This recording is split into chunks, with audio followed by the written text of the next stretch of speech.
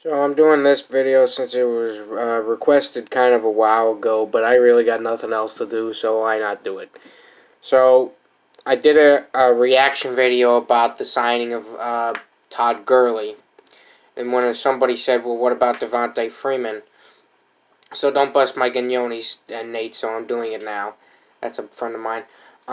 So Devonta Freeman, who is currently a free agent, he's 28 years old. He'd been to 2 Pro Bowls, went to a Super Bowl with the Atlanta Falcons, but then we all know that story with the Patriots, so let's not get into that. Then he led the NFL in rushing touchdowns in 2015. I think he was the co guy with D'Angelo Williams that year, and he was also selected second team All Pro in 2015. So I still remember in the 2 seasons that he was elected to the Pro Bowl, he gained 1,056 yards and 11 rushing touchdowns, along with 73 receptions, 578 yards, and 3 touchdowns. Then the next year, he had 1,079 yards with 11 touchdowns, 54 receptions, 462 yards, 2 receiving touchdowns. And then I remember vividly how he was preparing to hold out and maybe seek other deals because he wanted to get paid. His agent made that clear. And then,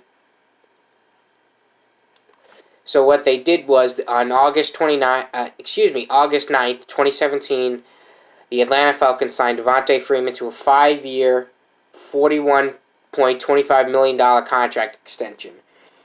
That definitely came back to bite him in the ass. Since the contract, he has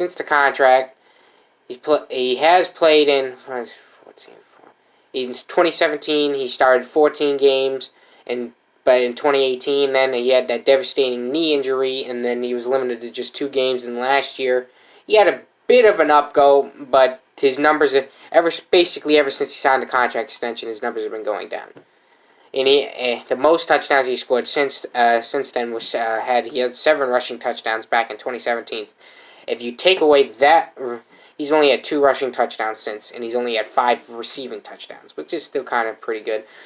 But my point, so that's probably one of the reasons that he's still a free agent is because he's been injured, number one. Then even though he came back for 14 games, his numbers still didn't go back up.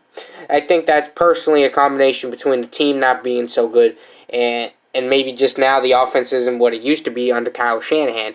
Because also what that coincides with 2017 was the first year that Kyle Shanahan was gone from being the offensive coordinator. So maybe it's just because that it's not an offense that fits him anymore, and he just can't run like he used to.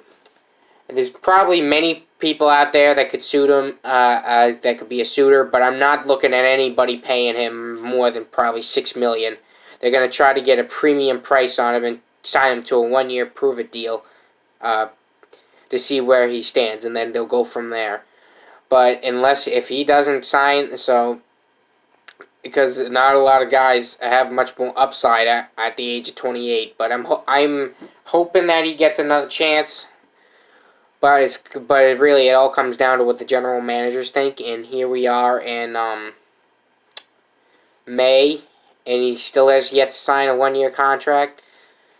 But who knows? Maybe at least a week out from training camps, a team will throw him a bone and sign him to a 1-year deal, probably around $2 to $3 million, with incentives on playing games, rushing yards.